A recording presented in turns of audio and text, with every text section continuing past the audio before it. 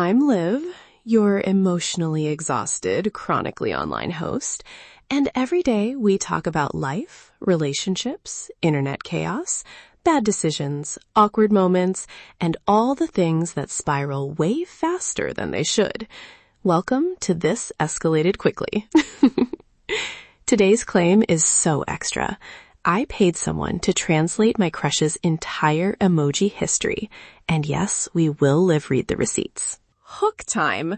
Picture me, late at night, eating cold pizza, thinking about whether a single peach emoji is flirting, and deciding the only logical response is to hire an emoji interpreter. Not a therapist, not a detective, a friend who claims she can decode hearts, winks, and that baffling eggplant usage into full emotional dossiers. I paid her. I commissioned chaos. You paid for this with your streaming attention. Let's be scandalous together. Okay, set up. Why did I do this? Because my brain was single-tasking obsessively. Work, sleeping, and overanalyzing a guy who once sent me a thumbs up after I mentioned gluten. The interpreter is a dramatic friend named Maya in my head. In reality, anonymous and theatrical. Ground rules. These translations are for entertainment. They are performed, they are petty, and they are intentionally absurd. If you came for linguistics, get a textbook. If you came for me to roast my own dignity, you're in the right place. Method. Maya took every exchange I had with Crush, single emojis, combo strings, timing of sends, and the dreaded silence after a reply, and categorized them. Single emojis got a one-line personality assessment. Combos were a crime scene. Timing got conspiracy-level analysis. And I have a petty confession. I absolutely sent intentionally ambiguous emojis to provoke interpretation, like sending a neutral smiley when I was trying to sound low-key cute. My bad. But it's a controlled experiment in chaos, so science is messy, and so am I. Deep dive. Hearts, smileys, and winks. Translation 1, the basic red heart. Maya says, red heart equals overt affection, or a quick emotional tax refund.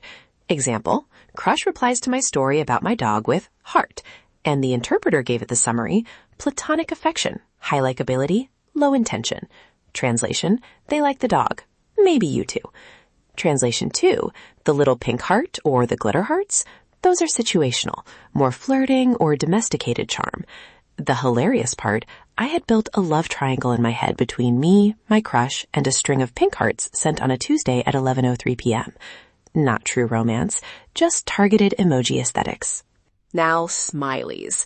The classic smile-a-face. If it's the simple smiling face, it means fine. If it's the smiling face with eyes squinted, overly polite. My crush once ended a sentence with a plain psst after I sent a long, vulnerable text about being bad at plants. Maya's take, this is someone who cares but is also allergic to emotional labor. So basically, he approved my plant confession like it was a software update. And the winky face. Oh, the winky face. Listen, the winky face is the single most dangerous emoji for overthinking. If you see a winky face after a compliment, do not immediately buy a house together. It's not a proposal. It's a testing ground. Combo chaos. This is where things went off the rails. Example A, a string of taco, clap hands, and sunglasses. Maya's dramatic translation, I'm hungover but excited about tacos and also slightly flirtatious. Translation B, thumbs up followed immediately by a praying hands emoji. Interpreter verdict, passive gratitude or quiet avoidance. For 3 weeks, I debated whether that was spiritual appreciation or a soft ghost. The funniest was the tomato, hourglass, and snake combo, which Maya read aloud like a courtroom witness and declared, they are breaking up with their snack choices and also lying about the time they'll arrive. At one point, I realized I wasn't decoding feelings so much as watching someone freestyle their grocery list with emotional undertones. Here's the cliff. I misread the whole vibe. I built a mini mythology around emoji combos that were actually just lunch plans. That's the danger. We invent narratives that feel cinematic when actual reality is often just banal. Hot take, Certain emoji sends should be immediate red flags. If someone answers with a single thumbs up to a full sent message that required thought, ghost. If they only ever send emojis and never words, they're emotional vending machines. Cute, but empty. Personal rulebook, no one gets to keep my heart if they only communicate in hieroglyphic snacks.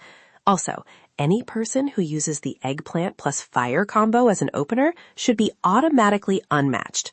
Don't at me. Fallout stories. Real consequences from misread emojis. Case 1. I scheduled a date because I thought his calendar emoji meant let's plan. It meant he was sending a screenshot of his Zoom calendar. We did not date. Case 2. I snapped back a petty reply when I thought he had ghosted me after receiving a single okay emoji. Turns out he'd been away helping his friend move. I apologized and then immediately wrote a passive-aggressive follow-up because old habits die hard. And my shameful revenge text? I once sent a carefully curated block of heart emojis to someone who had ignored my message just to watch them panic. Then I felt like a tiny, ridiculous villain and unliked my own cruelty. We learn by being petty, apparently.